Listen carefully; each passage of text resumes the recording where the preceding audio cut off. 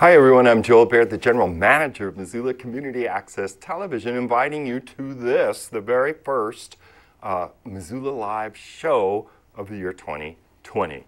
Kim Anderson has the night off. So there's a few MCAT items going on, mostly for kids, roughly between the ages of 9 and 13. One is our Saturday animation drop-in workshops. They are still going on all the way through, but not including Memorial Day weekend. So the deal is you can bring your kids here to MCAT 500 North Higgins Avenue every Saturday at 1 p.m. and we will keep them entertained learning stop motion animation with Legos, with wireframe, with dry erase, or other drawing materials. They also seem to enjoy very much using our virtual reality. Scott is showing you an example of what goes on every Saturday, 1 to 5 p.m. There is a fee associated with this until we move to the library, and then it'll be absolutely free. The fee is $10 per kid for the 4 hours of activity, or if you bring 2 kids, it's $15 for 2. The program is every Saturday, 1 to 5. MCAT's located at 500 North Higgins Avenue. And for directions, you can call us, 542-6228. In addition to that activity, I would like to draw your attention to our Spring Flicks 2020 Movie Making Camp. This would be from 9 to 3, so it's a substitute for bringing your kids to school from 9 a.m. to 3 p.m. And it's through the spring break, which begins Monday, March 16th, and ends Friday, March 20th. The fee for this, which is 30 contact hours, is $150. If you'd like more information, give us a call, 542-6228. And then if you need to leave a message, reference the Spring Flicks 2020. So that's all my news. I would like to point out that Kyle McAfee was going to be here, and he can't. And he was going to talk about A Night with Rusty Cleavers and Friends. This is a hip-hop musical. It's at the new Zootown Arts Community Center, the new ZAC, right over there on West Main Street. And the show is only 2 nights. That's Friday, January 24th, Saturday, January 25th at 7:30 p.m. Okay, that leads me to my first guest. Welcome, Asaph Adonai. Thank you, Joel. Thank you. Thanks for having me. I'm really humbled to be the very first guest for 2020. Right? Isn't that cool? It's something. Yes, sir. So, when we last saw you in the beginning of December, you were beginning your experience at the Southgate Mall as Liberace, right? Yeah, it was called Liberace in Missoula. Yeah, and you got in the Missoulian and everything. Yeah, I mean, I didn't expect it to get as far as it did, but the reason for it was my 10-year anniversary. That was the reason for it. 10 years, can you believe it? And that is amazing that you've been playing the mall at the Christmas time. Yeah, 10 long years, so it was fun. And so we wanted to make it special. So, and of course, we acknowledged Rococo Bridal at the time. Because they made the costumes, right? Yeah, they made 4 costumes plus the cape. Right. So that was kind of cool. That is pretty amazing. I wonder if we could show people at home. Scott, I don't know if you could do like a Facebook for Asaph or something to show people some of that costuming. That might be nice. Yeah, I think there was a because they made you 4 different outfits, right? 4 costumes and the cape. Yeah. That's amazing. Yeah, it was cool. I'm glad that they did that. It's not enough for me to do that to help pull that off. And now you have a new gig at the Missoula Public Library. You want to tell people about that? Yeah, thanks to Honora, she set it up. That's the library director, Honora Bray. And I guess whoever's on the staff, the entire staff. Yeah. So I'm playing there Monday, Wednesday, and Fridays from 11 to about 2 or 3. Okay. It's my first gig of the year, 2020. Wow. And it's pretty cool. I enjoy playing at the library. That's a lot of fun. And what kind of songs are you playing out of your repertoire there? Well, I try to do some updated stuff like Miley Cyrus' Wrecking Ball. I Oh, created come that. on, yeah? And Michael Jackson's Beat It, which I mentioned in the Missoula, and I created those piano versions. Yeah. And then just the Sinatra dinner music and Chopin and Beethoven and all the rest. Yeah, so you like to mix popular music in with the classics. Yeah, that's right.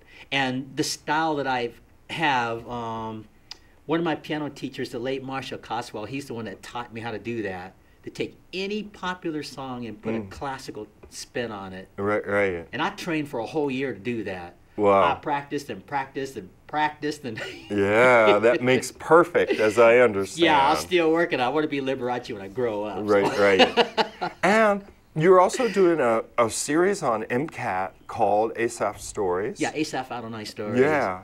And Scott and I are up to 71 stories now. Wow.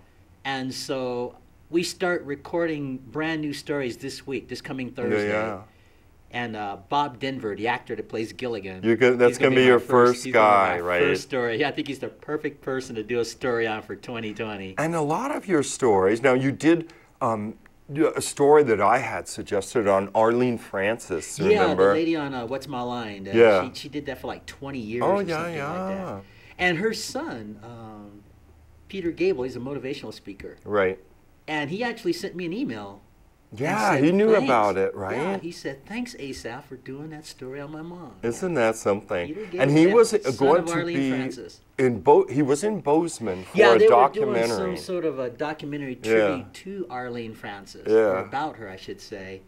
And it would have been cool if he would have been able to come to Missoula, but I think it would have been impossible with his schedule. Yeah, it's hard too, like at one time you could travel between the cities in an airplane pretty inexpensively, but not anymore. I know. That would have been so cool to have him come here. Those old flights, Well, Scott, can you show people one of the Asaph stories? I think I put a tab in there. I think it's on the YouTube. The last one that Scott and I did. Here it is, the one you did on Liberace. Yeah, and you see the cape That's amazing, right? So this was one of 4 costumes made for you. And in this particular video, I'll end up wearing all 4 of the costumes. Oh, is that right? Yeah. And there's Liberace in the background, right? Now, this is Liberace when he was young, before he did the flamboyant and the candelabra. Yeah, that's there's no candelabra. Before he had like this sort of neo-romantic look, where he looks almost like it's a like French court attire for the 17th century. Well, according to history, according to Liberace for real, the 1945 movie, A Song to Remember, when Liberace was young, he saw that movie, and they had a candelabra on that piano in the film. Oh, okay. And the actor Cornel Wilde was portraying Chopin. Yeah. And so that's where Liberace got the idea. And then I got the idea from Liberace. Right. So. And then people... our dear viewers might recall seeing you this is the around town with that candelabra, let's see, right? This is my baby. Because you take this around town to your various gigs and stuff, to your MCAT shows. Yeah. And you might be riding the bus, Mountain Line. Yeah, whenever you see carrying me... your candelabra. Yeah, I tell anybody in public, whenever they see me carrying this candelabra in public, it's got something to do with the piano. Yeah, that's right. And this particular candelabra is literally 100 years old. It was donated by Robin Elaine Dent. She's another pianist. And, no kidding. Yeah, she's a very good pianist, too. Yeah. She's the lady that sang on that Lawrence Welk show that we attempted. Oh, sure, that you've done some years ago. Yeah, with the guitarist Chris, I can't remember his last name. But she donated this, and it was donated for my performances. Oh, and it literally is 100 years old. And you've held on to it all this time. Yeah, but it is 100 years old. So I've had it for about 4 years or so. And it suggests, down here, I don't want to get caught in the weeds. If you look at it, it has a musical symbol. Like a musical symbol. The lyre, I think is how it's pronounced. The lyre, yeah. Which is like something you would pluck. Here, I'll hold it up for folks. Yeah, and see, normally... It's looking religious now to me. Like it's a monstrance. Yeah, and the newer candelabras have the round base part. Oh, is that right? Yeah. This and is the musical symbol, yeah. Well, let's see how we're doing on time. Oh, we're not doing too bad. Good. So you had a few notes of things. So we talked about you being at the mall. Yeah, and those Asaph Adonai stories, I'm attempting to get a job with ABC News telling those stories. That's on your list. Like you would like, if a news organization, how long are your clips, the ones you're making? They're usually about 4 to 6 minutes long, and we don't get into people's personal lives. No. And, your biographies are very respectful and appreciative of the subjects you take on. And I don't want to pick on the other news programs. No. It's just, they'll talk about the negative stuff, Yeah. the dark what do they side call of it? people. The sensationalistic. Yeah, and which that's is probably never the whole story. And that's not the kind of storytelling I want to do. So yeah. I decided to focus on awards and contributions and accomplishments. And here's another element, is that a lot of the people that you have profiled are familiar to viewers of a certain age, Yeah. because they were supporting characters in all these TV shows like Voyage to the Bottom of the Sea, Right. Star Trek. What are some of the others? Well, so, you know, the fun stories are the stories you don't know who they are, but you know what they do. Yeah. Like, I did a story on the actor that plays Commissioner Gordon on the Batman TV Yeah, right. series, you know, those kind of stories. I've done stories on the Powerpuff Girls. Yeah. And the actresses that do the voices. Mod Squad, the television show from the Yes. past, had the hippie flair And to it. the nurse of Star Trek who was married to its creator? Yeah, Majel Barrett. Yeah. She was married to Gene Roddenberry. I did Yeah. a story on her, and I also did a story on Gene Roddenberry, and of course Liberace did a story on Yeah, him. yeah. And Bob Barker and Peggy Lee, and the list just goes on It does, and on. it does, because you've done 71. 71, And your yeah. 72nd is going to be Bob Denver. Bob Denver, the actor of that plays Gilligan's Gilligan. Island. Well, you know, he's associated with Gilligan, but he's done a lot of television shows, like Yeah. The Many Loves of Dobie Gillis. Oh, that's right. Which preceded that, and he had like this he had a goatee 'cause- hipster goatee Yeah, from the and 50s. Maynard Krebs, I think, was the character's Yeah, name. that's right. And he was so funny in Yeah. that. So when I go to talk about him, I want to talk about his other works. Yeah. I'll mention Gilligan, but And now a show also you did, and I know we better go pretty soon, Bob, Yeah. was you know, of the nanny of the courtship of Eddie's father. oh yeah, You know, who I was can't pronounce Japanese her. American. Yeah, I don't have my notes on me, so Yeah, I yeah, can't yeah. I can't pronounce her Japanese But you know name. what but, struck me is that you unearthed, you know, the fuller side of that character. It was a person I hadn't thought of in decades. Yeah. And I had no idea that she was quite a popular jazz singer in She was a Japan, jazz in singer, just like occupied Ella Japan. Fitzgerald. That's Yeah. how good she was. Yeah. She was in that And category. we had no idea, you know, seeing her just in the courtship of Eddie's father. Yeah. You know, they had stereotyped her a little in that she was very submissive and of like very few words and always sort Right. of bowing and looking away and extremely shy and so on. But you brought, you know, a greater depth to Yeah. a lot of characters that have populated Right. childhood of people 50 and older. Yeah, let's so I say. hope that the television audience, if they want to see any of these stories, it's Asaph Adonai stories. They can put On that the in the bar YouTube, on YouTube right. and just scroll and pick any story they want Yeah, to yeah. see. Of There's the so many to 71. choose from. It's yeah, really of the worth a 71. look. 71 stories. Yeah. And I have to thank Scott Ramp because yeah, he does Scott the editing. did all of the editing and technical work. Yeah, he's for the you. backbone of those stories. I That's just right. tell the story, but Scott puts the videos and the still pictures Yeah, he according does to a what I'm great saying. job yeah, with the green screen too. that's it. Well, maybe Scott, you could show a story while we get our next set of guests. We're going to be right back to Right. talk about the upcoming Martin Luther King Jr. celebration in Missoula this Monday. So stay with us. We'll be right back. That was fun. Thank you. Are you showing the mother?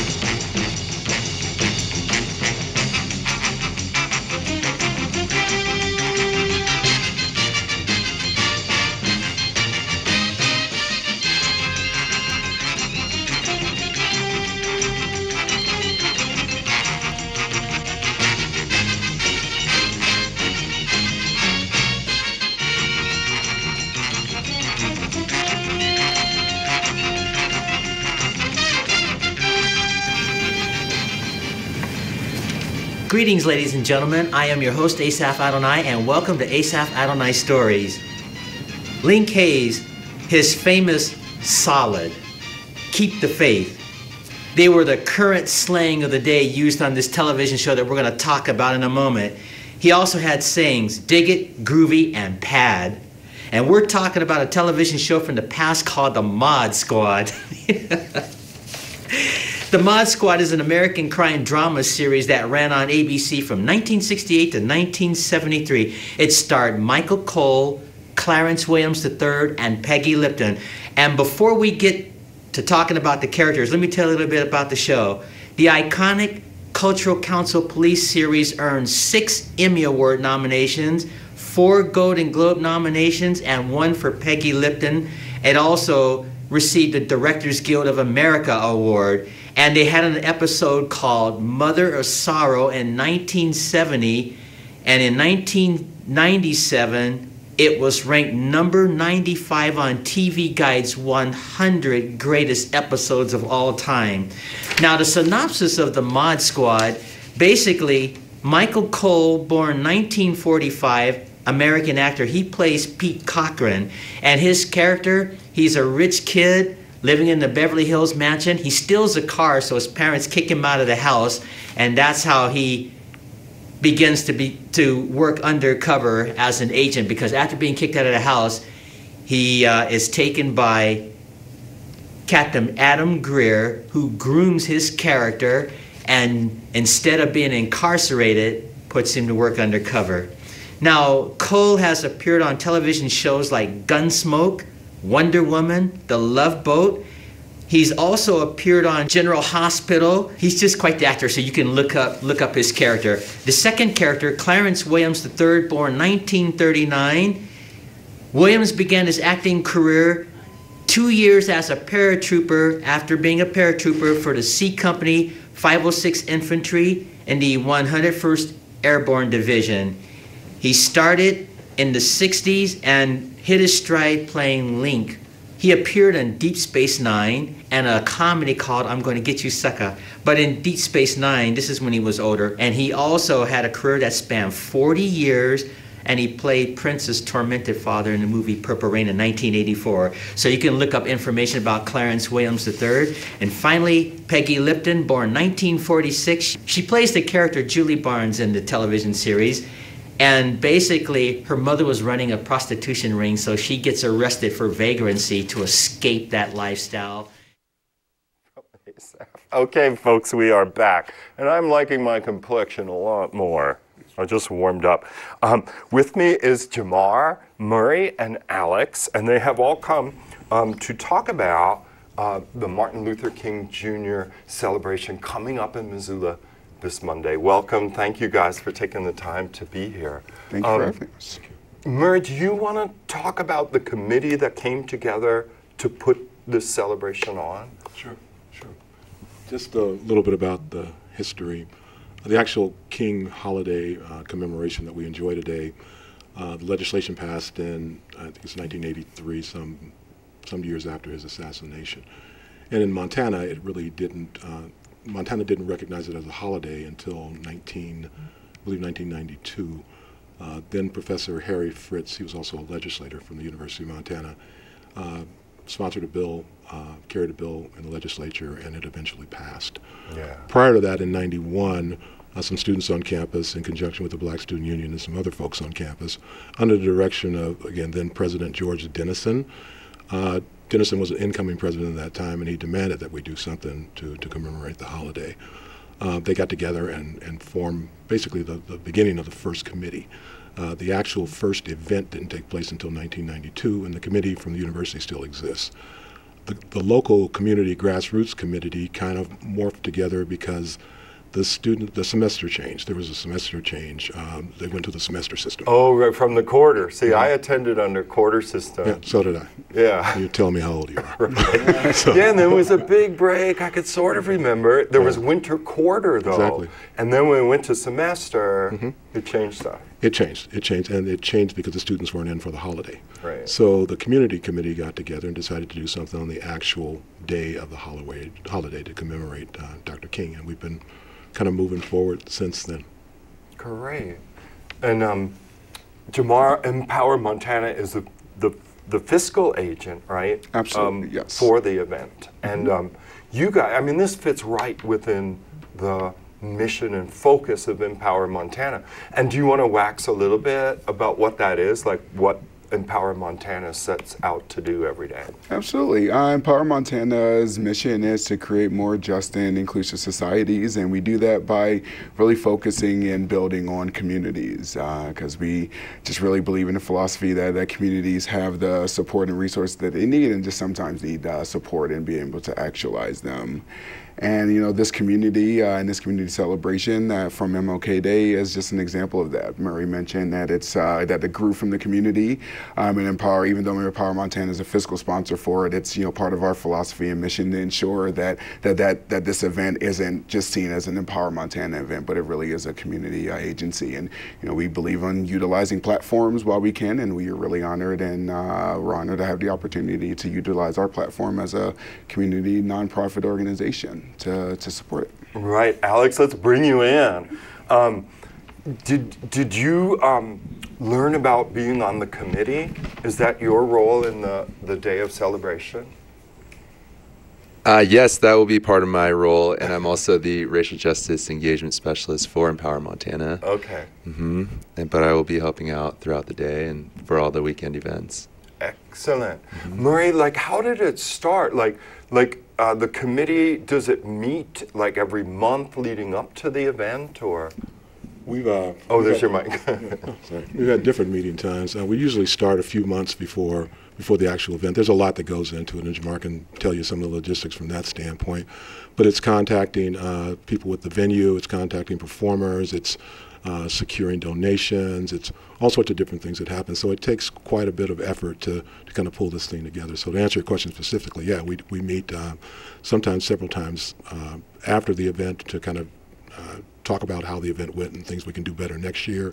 And then also we start planning sometime in, I think it's September or October for the event that happens in January.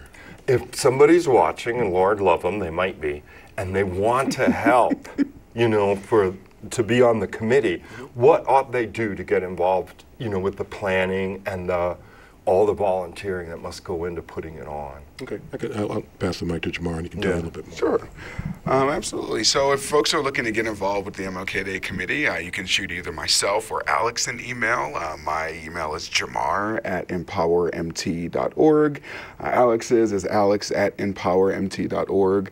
Or you can just look at our website. It's www.MissoulaMLKday.com and hit the Get Involved section as well. But okay. We're welcoming. We'd love more community support. Excellent.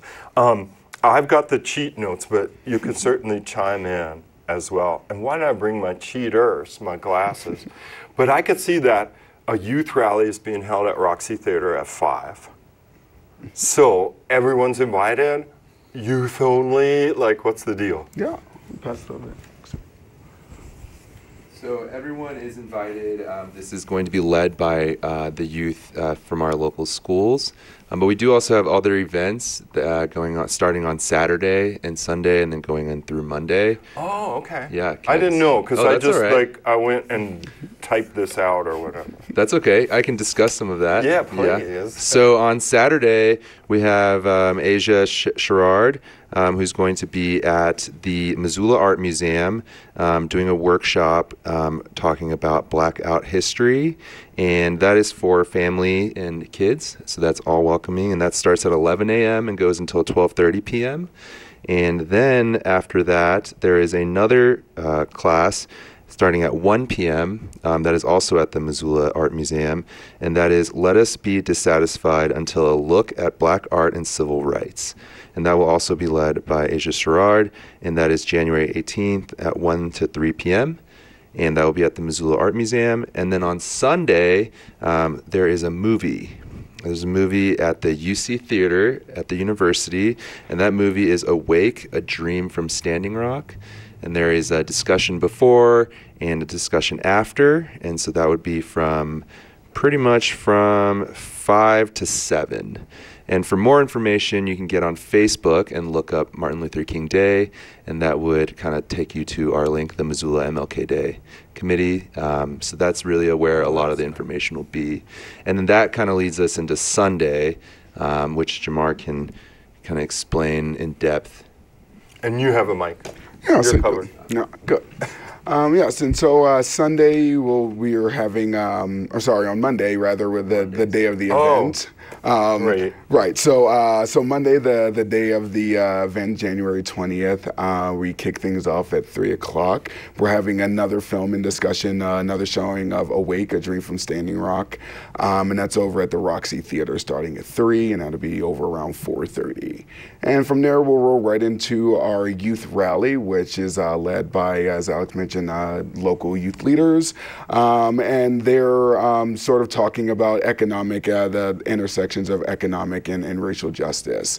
And that youth rally goes from 5:30 to about 6 o'clock, and we've got a shorter walk. We normally walk across the Hagen Street Bridge. Right? Yep, absolutely. We wanted to get a little bit ahead of the weather and move the youth rally inside this year, so we're a little closer to our venue. So we've got a shorter walk this year from the Roxy over to St. Anthony's Parish, where the community celebration will be. The community celebration goes from 6 to 8, and during that time we have our keynote speaker is Rabbi Lori Franklin. Our MC is Lenny Peppers. We've got a really star-studded lineup, I think, of some awesome folks from around the community. Oh, that is great. And folks, if you're watching, you know, on the day itself, there's some great events, but I just wanted to backtrack and say the Missoula Art Museum is just around the corner from MCAT, on the corner of Patty and Pine, and it's a beautiful building. If you've never been there, this would be a great opportunity on the Saturday or Sunday, right, to check out that venue. Then the Roxy Theater is at 719 South Higgins. You really can't miss it. It's right across the street from the Senior Center's parking lot. And that's where the youth rally would go, but older people are invited to come and listen, I guess. Absolutely, right? Absolutely. All folks are invited to come in here, but it's an opportunity for our youth leadership to really engage in issues that they're passionate about, and promote and provide an opportunity for them to display their talents as well. Our youth are really powerful. Yeah. I mean, you know, we'd recorded the climate strike, and a bunch of kids were at the courthouse. It was very impressive. Mm-hmm. And then I want to mention St. Anthony's Church is at 217 Tremont Street. Now, if you're not going to the Roxy, people could also go directly to the church. Absolutely. It's a beautiful church done in this sort of ecumenical 1960s look. So it doesn't have like very fixed pews or whatever. I don't know if you're scared of churches. This one is a little less. It's more like Lost in Space. There's a big spaceship over there. So just one thing, if you are coming to the church, try to get there early. It's generally standing room early only. We had to leave our last venue because we really couldn't accommodate the number of people that showed up. So if you want to come in and get a seat, please get there early. Good idea. And that early time would be prior to 6:30? Just before 6. The event, celebration at 6. So. Correct. The event will kick off at 6 p.m. So people start to arrive around 5:30 or so, but if you're interested in getting a seat, 5:30 is a great time to come in and try to do that. And if you're fit and you can stand, go late and let the other people get the seats that need them. Like no, I'm kidding. I won't go on about my knee.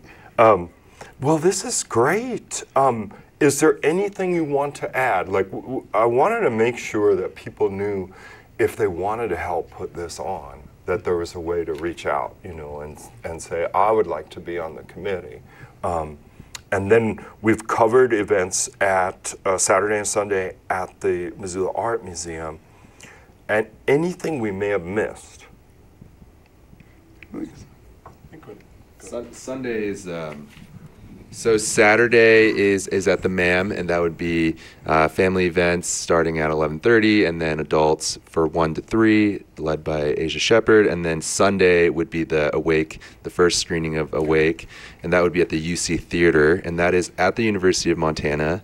On the 3rd floor. On the 3rd floor. There's an elevator if you can't do the stairs. It gets you up. And the parking is probably not going to be bad. I don't think Sunday, so, yeah. People probably not. There. Yeah. Oh, good, Alex. Thanks, because I knew I'd mushed something together. Yep. And then that kind of moves into Monday, and Monday is set so that you can attend all the events if you would like, or you can attend things as what is fitting for you. Yeah. So yeah. Because people used to say, like at least around here, it's a day on, not a day off, and that people, in honor of King's legacy, would seek days where they did stuff, you know, for the community. Yeah. So there may be stuff the city's planning, but Absolutely, and there's another. There's also as part of MLK, part of our events, we're also doing a food drive as well. There will be food bin locations at the Roxy, over at St. Anthony Parish, and in the Davison Honors College as well. So we're inviting, like you mentioned, that service is a big component. Servant leadership is a big component of Dr. King's legacy as well, and we're looking to engage in that as well. So if folks have canned goods, non-perishable goods, please feel free to bring them with you to any of those locations. Okay. Now, one last thing, just relative to the university. The university is still active in these events, and I know that on Thursday afternoon, I believe, or Thursday late evening, there is a talk by keynote by Missoula Cox. She was one of the former students of Black Student Union, and she now is working with the Montana Racial Equity Project. I'm just not sure about the location there, but if you call Empower Montana, they can get you that location as well. And there's a couple of other things that are going on. There's always readings that are done by some of the student athletes on campus that go out to schools and read for kids and those things. So it's a pretty full week of activities. So if there's something you're interested in doing, please attend. And I'd just like to say thanks to the Missoula community too. You guys have been great in terms of supporting events like these, and I appreciate that. Great. Well, thank you so much, Jamar, Murray, and Alex, for coming and telling people about the event. I've got somewhere back there, Scott, I've got a clip of, or you could get it, it's the last Martin Luther King Day, or it's Diversity Day. Yeah. So maybe we'll play that when I'll go see if there are any more guests. If not, I'll come back and talk to you. Thank you so much, you guys, for being here. Thank you. And we'll be right back after this. The Let Me Be Art project gave students a chance to consider what parts of themselves could use a little more support and appreciation. We will now have a chance to have our youth leaders introduce themselves to you and share about their contribution to the project. So if you guys just want to share about what you did. Okay. Okay. Guess we'll keep it first. Do you wanna? What? Do you wanna share about what you put on your square? Oh, I don't want to. Okay. Do any of you want to tell the audience what you put on your square and why? It's up to our own interpretation. Yeah, that's totally fine. Do you want to just say hi and say your name? Or should we just give you a round of applause for being awesome?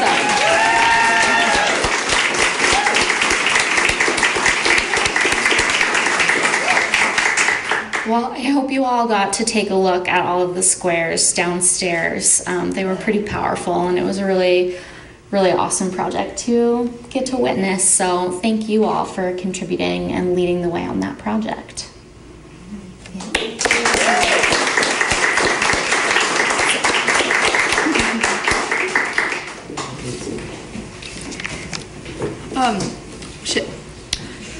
So here's a shout out to our sponsors. Sponsors, thank you. We could not put on this event without the generosity of our sponsors. Be sure to support these businesses and organizations because they support diversity, youth leadership, and community. Thank you so much to the Missoula Art Museum for helping us host Diversity Day in this beautiful space. And thank you to Blackfoot Communications, Human Resource Council, Clark Fork Storage, Good Food Store, Mood Boutique, MCAT, Bernice's Bakery, Big Dipper Ice Cream, Alternative Missoula 101.5, The Green Light, Black Coffee Roasting Company, Rock and Rudy's.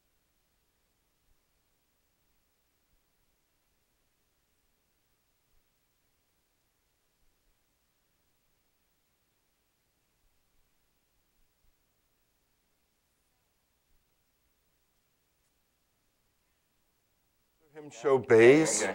No, Oh, we're back already. Well, look, we're back. We're back. I'm here with representatives from Summit, Mike and Jordan. John. Sorry, John. Yeah, I just saw you like Wednesday. He gets Jordan comparisons. Yeah, really. So, you want to tell people about your group?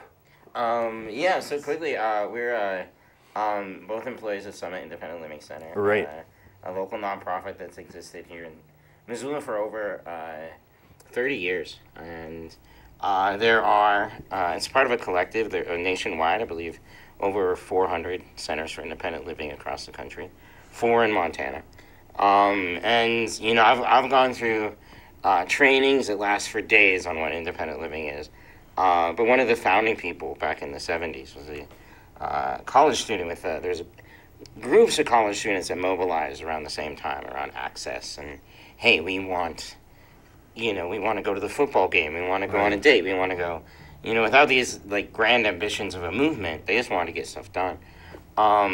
So their organization kind of led to this independent living philosophy, which led to centers. And quoting Ed Roberts, one of those founding young people, he was asked in the 70s, what is independent living? And he just looked straight at the audience and he said, it's the fundamental belief that every person has a future. Nice. And that was it. Yeah. And, you know, there's a lot of programming and a lot of detail to go in, but that's the basic understanding. If you walk through our doors or any of our offices, you know that every employee, fundamentally, you have a future. And let's have a conversation about what that looks like for you as a person with a disability. So. Because a lot of people, you know what I mean, they may be led by the culture to think, well, this is it, you're just screwed, right? Yeah, you absolutely. know, oh, your life's really over. So is there anything you'd like to do? Yeah, let's make you comfortable. Right. But no, we say a lot throughout our programming that, you know, everybody can do something, nobody can do everything. So the disability not being the absence of goals, like a lot of people kind of view it, but the understanding that those goals exist, we're just going to find a different way to get there. And, you know, that can be a really fun process. So. No doubt.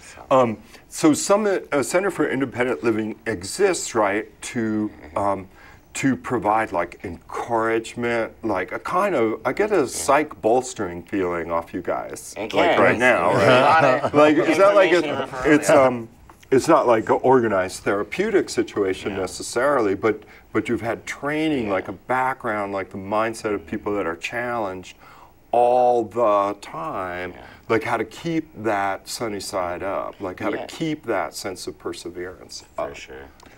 Yeah, that's a big part of what we do is, you know, it's peer driven. So, you know, rather than looking at a person with a disability and saying you have to be fixed in order to, you know, live your quality of life by a doctor or a psychiatrist, which has its place, but at a certain level, you need those people you're working with to have an empathy for what you've been through. So, you know, as a person with a disability, you know, I've been through that. So let's take those next steps together. Is a lot of. And the other stuff you guys can do is like referrals, right? Like somebody says, well, I don't think I can, you know, stay out of institution because now I can't do this, that, or the other thing. And then you can, with all this experience, help people find the assets they might need, like adaptive technologies and things that they may never have thought of. Housing, stuff like that, Social Security. There's so many great programs in Missoula, but it can be overwhelming to you know, be sitting in your home or, you know, a family home and where do I start? So sometimes just getting out of your home with transportation is like even hard. Yeah, like I didn't tell you guys, but you know Maddie? Well, he thought, so, okay, I'm going to back up for you folks at home. And I should have said at the beginning of the show that MCAT offers a tour and training of our facility because we're also set up so that you can make your own TV show. So anyway, these guys came down on the second Wednesday. It's every second Wednesday at 5:30. Except Maddie, who thought it was at 7. So like as soon as you left, I got a call, and it was Maddie, and he was at the back door because I told his mom that's where the elevator was. Oh, okay. So he was with paratransit, because Maddie uses a wheelchair, audience at home, and so she had called the day before and said, my son has an appointment, and I was like, okay, like what? And she said, I need to call paratransit. Where are you located? And so I was like, yeah, but then I thought, I hung up the phone without saying, this is the accessible part of the building, see? So I called her back, but she didn't answer. So I left a message saying, oh, be sure to tell your kid to come to the north entrance because there's the elevator. Oh, yeah. But if I had talked to her, see, I would have been like, no, it's at 5:30, not 7. Yeah. But we had a good time that's good. anyway, Yeah, that's what you you know. I left messages too. Yeah. Don't Did worry. you? Yeah, we Okay. did a nice Yeah, little. Yeah. trial and error. Right. But, you know, so for Maddie to get around, he can use Missoula's paratransit, right? But they only run, like I asked him about it, and he said, well, they run to 8 or something. Yeah. Yeah, And then you're done. Yeah, And not on Sundays. you need like a doctor's note. You also need a referral, I believe, Oh, to is do that that kind right? of thing too. So. Yeah, I mean, I thought it was cool that it was there, but, you know, these kinds of issues come up from my set because, you know, parents, like I'm going to turn 62. So my mom is 88. Like, how long can she drive? And I have a lot of other friends, parents that I've kept up with over the years. They're all facing that same issue. Yeah. And to them, it's devastating Yeah. to not just be able to go where they want to go. Yeah, when it's the services used to get to A to B, but it's also what we're finding and I've been working on is just that sense of community for people. Yeah. Whether you can even be a young person who graduates high school, and even if you have a bad experience in high school, it's still where you find community. That's where Your friends are. yeah, your friends Yeah. are. And the same with, you know, a lot of people that are aging or retiring is work is that center. That's where you feel a part of something. Yeah. So when you transition away from those things, what exists in the community to kind of fill that void? Right, and right. kind of nurture that, you know, being around, being a part of something. So, And yeah. I don't know, Scott, did you show the website? I just want people to get like an overview at home. So, you know, like if you're like me, everything goes in one ear and out the Yeah, other. absolutely, yeah. But if they see like this image, oh, that's totally cool. Like Yeah. you got this state like of the rising sun. Oh, yeah. And that's the area in which Summit works. Is the Counties, blue. yeah, and the blue is Oh, where got Summit it. Independent Living Yeah, works. yeah. Yeah. Has satellite offices all across the Tyler state. in our office. Yeah, he's great with graphics. Yeah, that's totally cool. So if somebody is watching and they're coming up with, you know, like this is resonating with them a little, they can just contact you, right? Like Yeah. through the website, And- give a call, And something. we're part of a very unique program at Summit too, Yeah. because we're located at Base Missoula in the Warehouse Mall. Yeah. And we offer all types of programs. We call it all ages, all abilities. And we kind of just make it a community center where people can come in and play games, do all abilities yoga, do some art, whatever really works That's here. nice. So you're making like a community center then. Yeah. Yeah, and the idea really generated a few years back and with this idea of community. And like the game of tag is very universal to people. It's very elementary. True. You know, so the first thing you do if you're making up a game or you're playing like freeze tag is you establish base. So that universally means if my hand is here, whether it's the couch or the monkey bars, Safe. if it's here, no matter how stressed out I am, you can't mess with me now. Right. I can take a breath, I can make a plan, but I can't stay here. I always have to take what I learned or that rest and go back to the game. So the thought, you know, starting 6 or 7 years ago, was wouldn't it be nice if life is the game, if we knew at any age, you knew where to run in your community and put your hand and say, no, not here. I don't have to pretend here. I can be myself. Yeah. And then base the programming on interest rather than label. So so we're obviously way accommodating to those that have physical disabilities and also non-apparent disabilities, but we don't want it to be that program for those people. If you come to our improv class, we want, you know, whether you're a small business owner, retired professional, grade school student, we want the main reason you're there is for improv, and whatever we need to do to accommodate that, we're gonna meet you where you're at, but you know, kind of build community that way. Right, because you guys are you did comedy. Are you still on the comedy circuit? Oh, yeah, you're still doing it? Absolutely, yes. Because I know that like Kyle McAfee, I've like seen you guys in videos, and like Roxy was doing some comedy stuff and so on. And so when you say improv, is that the same sort of idea, like doing skits, like improvisational? Yeah, our improv theater? is pretty much it's kind of like self-based, so it kind of gets you used to like talking in front of people. Yeah. Or if like say you're going to come on the show, we didn't really get like a blueprint, and you just kind of roll with it. So we kind of prep people for like interviews, and we just kind of go with like yes and just kind of roll it. By accepting the offer instead of saying like no, it can allow you to take you to other conversational places that you've never been before. So the idea that life is inherently improv, we don't call it that. Yeah, right. But no one ever hands you a script and says, hey, this is what everyone's going to say today. This is how you respond. So, you know, at most we get an agenda. Yeah, yeah. So, you know, our success or failure is based on the dialogue we make up. So, and people don't believe it, but John and I, we both went to Hellgate, and we're incredibly introverted. Right. So it took things like improv to get us to be able to essentially fake it when we need to. Yeah, right. But it's super fun. So we do free classes to the community every Thursday, 6:30 to 8. Oh, okay. Yeah. And I know it as the Spaghetti Warehouse. The Warehouse Mall is on this very same Spruce Street as MCAT is, but to the west. Yep. Right. Like you hit the bumpy railroad tracks of the Bitterroot Spur, and by God, you've gone too far if you came going to the west. But anyway, like, is it 725 West Albert? That's exactly what it is. Suite 4. So it's kind of like a You guys labyrinth. almost get like 2 streets, because Yeah, like we get Alder Alder. goes like this way, and Spruce has been narrowing that way. We're just a little sort of sandwiched in between the two. Yeah. Well, that's kind of fascinating what you were saying, because, like, for instance, I've got a really good friend, an old boyfriend who's Parkinson's, diagnosed with Parkinson's early onset. So Sean was 48 and diagnosed with Parkinson's, and that is now 11 or 12 years ago. Oh, not 12, I'd know if it was 60. 10 years ago, let's say. But here's a change that happened. As his appearance became a little less than ordinary, people started looking at him sideways. So for him, like, he'd say, well, I know I could really use a wheelchair to get on an airplane, especially at the beginning of the day, like his movements are really erratic, he has to take drugs all the time.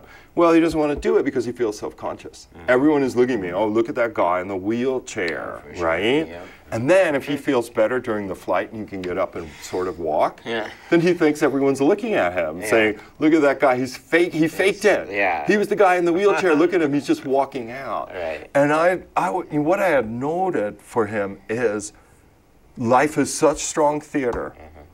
But we don't recognize it. Like, you go to a store, that's like a skit, right? Like, how are you today? Oh, I'm fine. If you can't enunciate, I'm fine, there's a problem. They're like, what's up with that person, right? We were all raised on, we talk about it, we were all raised on the status quo is don't stare, that's not polite. Yeah, right. But we talk about all the time, like, that's other people's normal, but for you, that person, being stared at, it's problematic, you know, personally speaking, because it doesn't teach people to be tolerant or engaging. It teaches young kids to ignore other human beings. Yeah, like treat you like you're invisible. Like, so that guy looks weird. Don't look at him. Yeah. So next, I got yelled at for looking at him. So next time when I see someone like that, I'm not going to engage. I'm going to ignore. Yeah. And you know, it's disability. It's, you know, the color of your skin. It can be a lot of things, but you know, that's part of the conversation. The community center. You know, we like to talk about those things. And see, you know, what if that's the status quo, what we can do collectively to change, and not accept that as we go forward. So. I think that insight is really, you know, for me to have gone through this with a really close friend and see that transition where they were becoming more and more self-conscious, and at the same time it wasn't unwarranted, that people were treating them differently, as though they were on drugs or as though they were, you know, marginalized. They're like, you're not normal, and so I can't engage with you. Like, I remember we had gone, I won't bang on about it, we'd gone to a movie and he left early because he was getting, you know, antsy, and he wanted to know if the movie let out, but I didn't know that. So when I came out of the movie, he was livid. Why? Because he was trying to ask people if the movie had let out, and everyone was completely ignoring him. Like, as though he didn't exist. He would be like, excuse me, did that film? And they're just walking it's right not past funny. him. It's very relatable. Right. It's like totally. People make a lot of horrible assumptions. So that's an important aspect. But some other work that you were saying you're doing is like referral. Like someone says, now I can't hold a job. You know, how do I apply for Medicaid? Right? Is that it before Medicare? I mean, the thing we would do is, and I say, a lot of people will come in and say, I can't live on my own, or I can't work anymore. But then the start of the conversation is, well, is that really true? Or can we introduce you to some new technology or a new way to do it so you can stay in your home or you can keep a job? Right. You know, or we're in constant need of volunteers and things like that. So, you know. Oh, wax on about that a little, because often I say, you know, you viewer at home, if this subject interests you, get a hold of some independent living and see how you can help. Yeah. So how can people help? Well, I would say just the first thing to do is show up to some of our bass programs at the same time, like showing up to improv and seeing everyone perform. Just coming to our shows, we do things like bass showcases where we try to get as many people from our shows with or without disabilities on stage. So comedy, improv, sketch, music, dance. It becomes the norm poetry, that way by everyone seeing it and just by supporting your local bass center is the norm. We have an art group that we're trying to build. Show up to the art group. Stuff like stuff like that. And if you like professional wrestling, we have a club for you. Oh yeah, is that right? This is something that got brought. We're a big fan of like the students that come in of any age, because when you come into bass, you're a student and a teacher. That's one of our principles. Cool. So we're always getting referrals for like, hey, this doesn't exist in the world, or it's in a, it's in a building I can't get into. So. But one of them was professional wrestling, which I hadn't watched since I was a kid. But two of our consumers started a group, and it's become one of our most popular and fun groups. And now I watch wrestling. At the same time, now I'm like caught up in some. And everybody that AEW. comes has a opportunity to create a character. Right. So you decide if you're a heel or a hero, and then you decide your entry music, and we have all these storylines. We checked with the insurance. We can't actually wrestle. Right. And they won't let us do. Which is why we came here. Yeah. We got the rubber floor. Yeah, in this We're room, going to use the power of editing to figure out some of that stuff. Yeah. Or like if we do it during a live show, it's all the drama and the smack talk. Right. And then we decide who the winner by drinking a LaCroix or rolling D&D dice for damage. Oh, that sounds really fun. It is. It's wicked. Yeah, it's pretty great. The Hangry Hobbit is my Yep, I'm wrestling the bearded witch Virgo Moon. Yeah. I'm a heel. Yeah. You are. I go out and make okay. everyone mad, so then the hero can come in. And So it's a save way it. like you can create alter egos and have a pretty good time. For sure. And something that's great about bass is maybe there's a program we don't even know about yet that no one's presented to us, but maybe we can get it up and running by providing a space for it. Kind of similar like what goes on here. Like it's, that's kind of true. Yeah. Like we're up for whatever people want to create. Yeah. That's our whole trip, right? And we just sort of say, you take responsibility, you're solely responsible for its content. That kind of thing. Just so that we don't get sued. God forbid. Well, I don't want to keep you guys. What time is it? I meant to put the clock there. 4:53. So we have some. He says there's 7 minutes. That may be too many. Oh, is there anything you want to add before we sign off? We're both off? comics. We can fill the time if you want. Let's go. One thing about Bass and Summit has been hugely supportive. We're about to turn 5 years old as a program. So Summit's been around for over 30, but the community center is about to turn 5. And it's really been a vehicle to collaborate with a lot of other organizations in Missoula. So, we work really well with the Roxy. The Roxy and Power Montana is going to come in and do some work with us soon. Yeah, they were just here. Those were the guys leaving. It's been fun to get the. We teach an improv camp with Parks and Rec every year, so we do a half-day camp to help us raise money at the same time. So it's always fun. And it really Missoula's homegrown comedy is something John was instrumental in starting, but his bass and homegrown have kind of grown up together. So that's where that's what I've seen. Missoula's homegrown comedy. That's what I was thinking of. So a lot of, and Summit offers we get, like, as comics, we get to use the space as rehearsal for volunteering. So that's the other incentive for coming in to volunteer. It's not bad. If you want to come in and volunteer for an improv class or an art group, the potential to use the space for your own needs. If you need a birthday party. We also do birthday parties there. We host birthday parties, and we also do improv birthday parties. So we can be interactive, and it's like one of the few activities where you can feed the children cake first. Because that only gets them more inspired to be on stage. It's like sugared up. Totally okay. It's like we're going to need all the energy we can get. 8 out of 10 kids end up napping on the way home. So people are watching too, and they're artists, and they say, well, I want to share, this art that I do. There may be an unusual medium, or even like artists that do a collaborative effort of some sort. Yeah. That would be pretty good for them. Yeah, we're also we're looking this new year to start getting in on the first Friday art shows too at the same time. So good for you. So we just want to just allow the space. Plus, it allows more people to see the space and kind of come in and check it out. So it's one of the. So you think you would do exhibits or do improv comedy plus exhibits on first Friday? Yep, we've done all the above before, and we're looking to just kind of. Everyone has manic schedules sometimes, so it's like trying to get back into the groove of things. Yeah, and we love going other places. We just did our last holiday showcase. The beautiful new Zach building. Yeah, it was amazing. I was in there. It was a memorial service, but it was pretty amazing. And to have, the ADA, the Americans with Disabilities Act, obviously, does its best to like control, make sure public spaces are accessible. Right.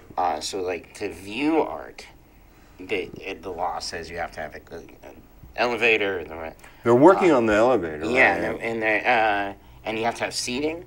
But the law doesn't say anything about what if I'm a performer? Yeah, how do I get on stage? How do I get on stage? So there aren't that many stages in Missoula or anywhere where it's easy for someone with mobility to get on. It. So we were so happy to see the Zach from day one. Like that was a huge emphasis for them. They have that on their stage. They have a lovely ramp. They should have used it at this memorial service because everyone was using the stairs and half of them nearly lost their lives mounting the stage. Well, I'm glad I know that now. I would have pointed it out. They love showing it off too. Like, there were a lot of hippies. They're just like slightly older than me, so it was very sobering. Both the memorial service and the fact that most of the testifiers could not mount the stage. I was like, okay, it's like that, right? Like, like life is a series of adjustments to potential losses, and it's just what goes on. Somebody had called me, and they were complaining that people at City Council don't stay on mic. They said, "Is there any way you can tell them?" And I was like, "No, we're locked away in this horrible room off the alley. I can't tell them." But I said it's like so many things, like not everyone does the bad thing.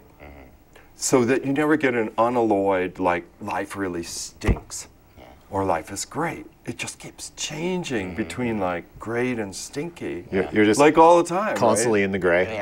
Well, you're not necessarily. I mean, it revs up and it plummets down. But I did that dance 8 times today. Like to characterize anything is always a lie. It's always a lie because it's always more complicated, more nuanced, more shifting. There's like, we do this Saturday animation every Saturday 1 to 5.